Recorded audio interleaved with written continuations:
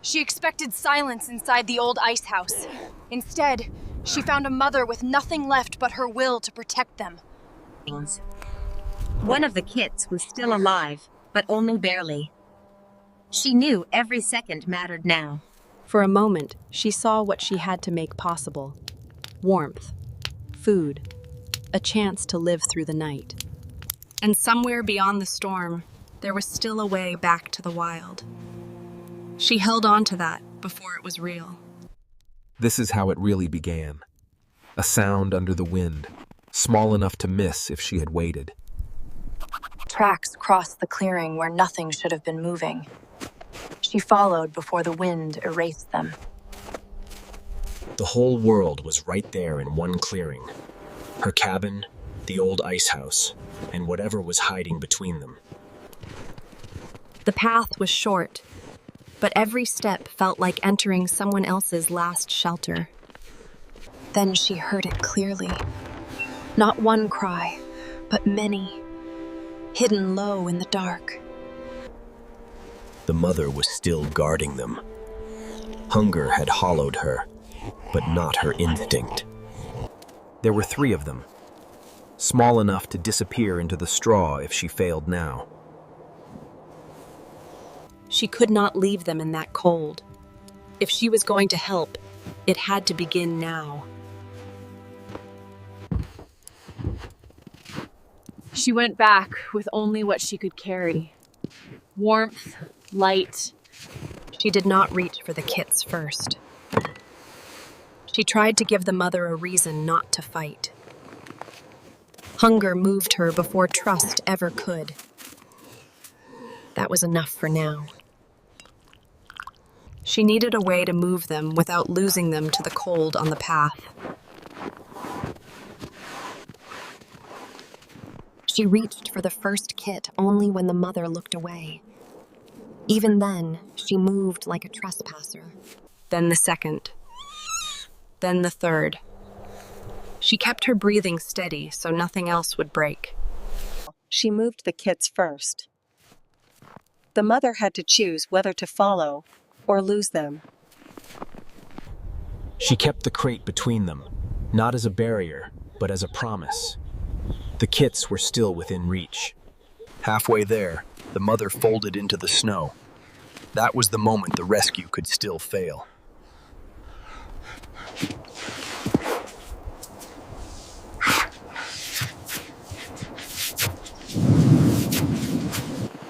The kits went in first.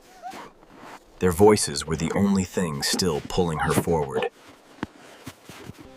When the mother crossed after them, it felt less like capture and more like surrender to warmth.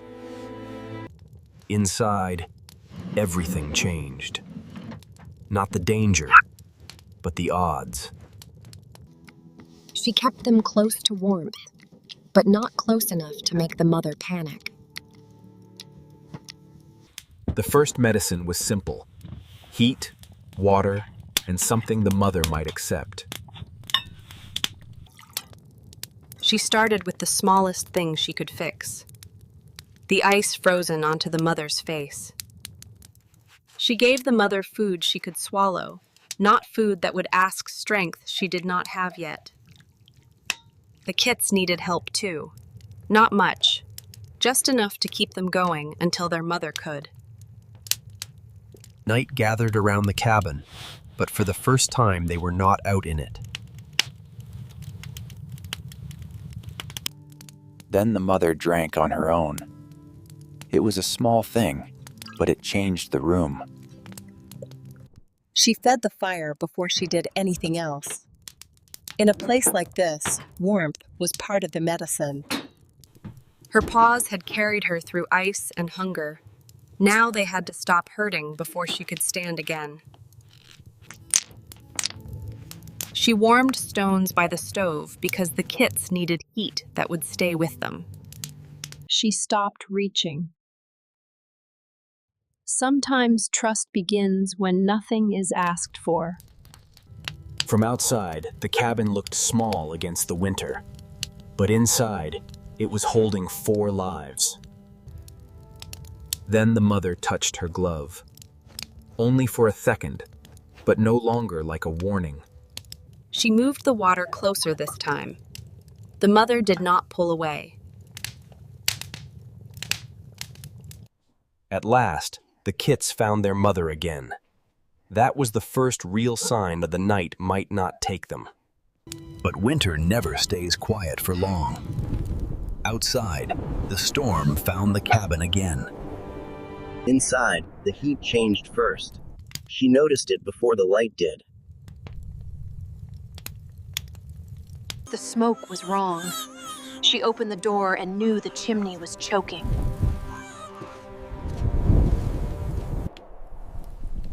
Smoke began to sit inside the room. The shelter itself was starting to fail them. The mother felt it too. She pulled the weakest kit closer and would not settle. She took the weakest one to the hottest place in the room and grabbed the only tool that might clear the draft. Outside again, she climbed into the storm because the fire inside could not breathe without her. Then the blockage broke loose. Snow, soot, and one more chance for heat to hold. From across the clearing, the cabin looked alive again. That was all she needed to see. When she got back inside, the weakest kit was moving again. Not much, but enough.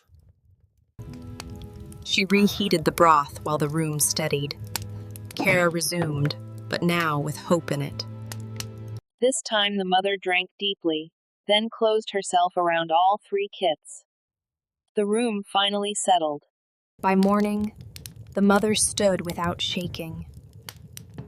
The room answered differently when she moved.